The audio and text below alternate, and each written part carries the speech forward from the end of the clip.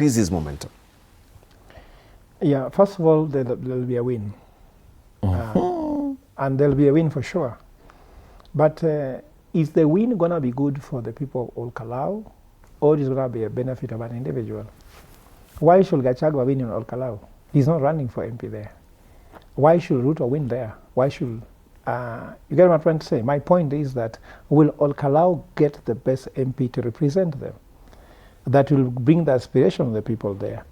That question is more economic, I can answer. And the answer is that from the view I've gotten, there is no one among the two, or at least the leading two, who are distinctively having advantage of character, of even values to compare. That's the information I have from Ol Kalou. I have interest in Ol Kalou, I won't tell you why, but I have interest there. So I have followed it very keenly. I've gone to Nyandarua, I've gone to Nyahururu, I've gone to even a village called Ngano. I've been to that area. In fact, LDP might be getting a candidate for governor, might actually win in Nyandarua. So I have a lot of interest. I've done all research. So what I'm trying to say is that will the people of Kalou get a good candidate who will transform that place? And the leading two candidates don't look like any, because the guys are saying they look the same in terms of anything they can offer. So the decision now move to whether you want to support government or you want to support DCP. Now let's take it this way. Should UDA win, which to me is more the likely situation in this case. It's more likely? Yeah, it's more likely. The UDA is more likely going to win, because you see what's happening, they have a message. These guys are just preaching nihilism. I'm sorry to say that.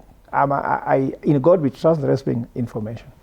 Because tell me, these people are taking gas cylinder. These people are farmers, they want to warm milk, isn't it? You would see what I'm trying to say? That place is also called, you need a mattress. They have given a mattress.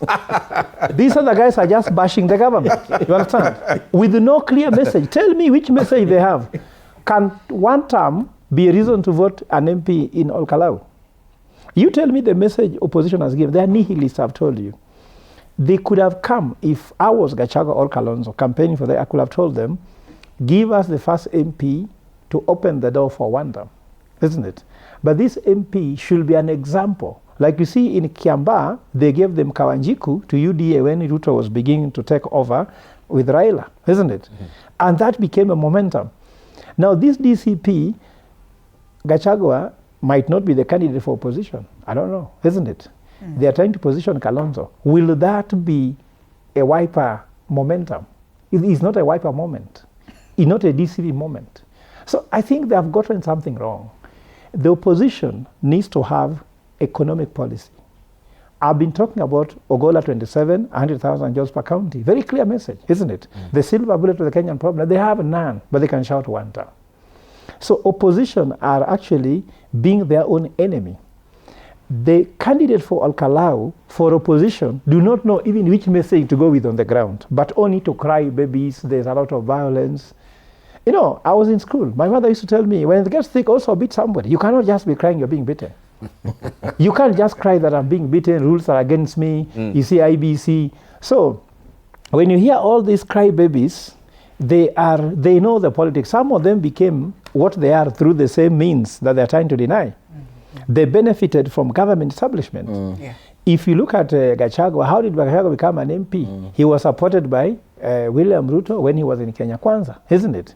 Why is it that coming back now, Kenya Kwanza is very bad because he's supporting other people, not him?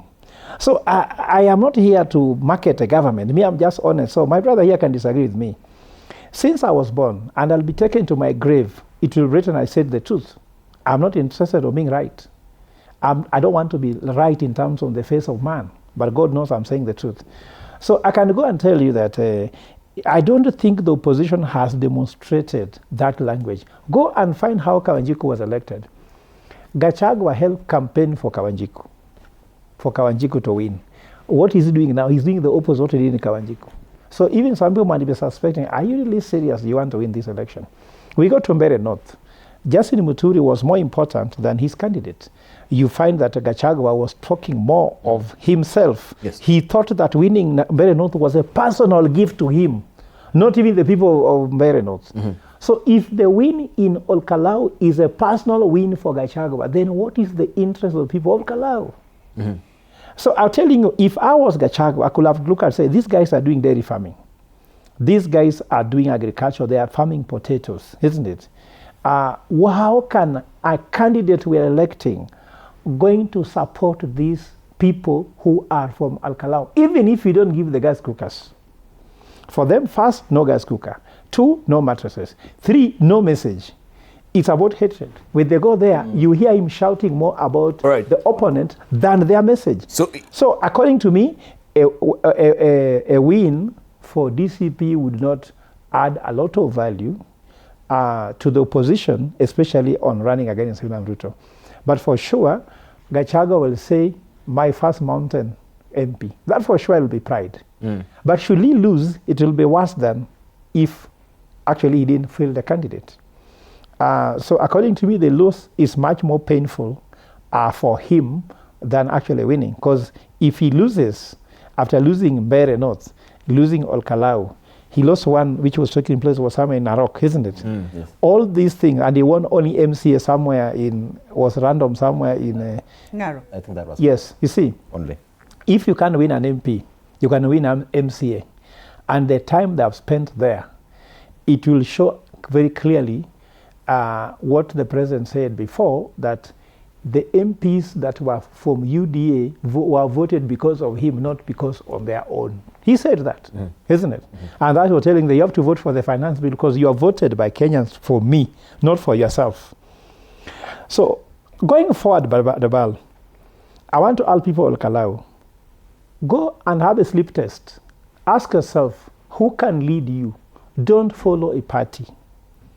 Don't follow an individual because you want to reward them. Go and look for what is good for yourself. Forget about mattresses. Forget about gas cookers. Because these are things passing. Elsa's generation was lost because of choosing the stomach. And I want to tell people, Ol Kalou, you're not poor. Because I read the economic, there's 73,000 voters who are voting in Ol Kalou.